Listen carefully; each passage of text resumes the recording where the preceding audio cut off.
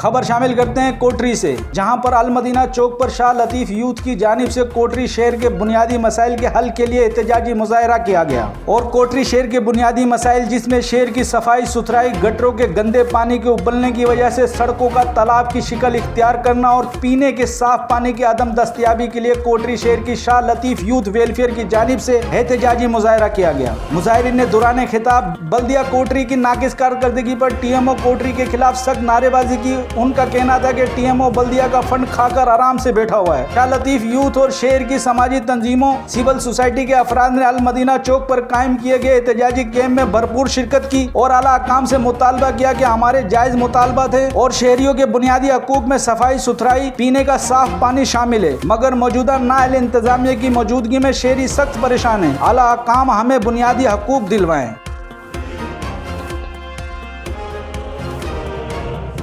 मजीद खबरों और अपडेट के लिए विजिट करें हमारा YouTube चैनल HRJDO न्यूज़।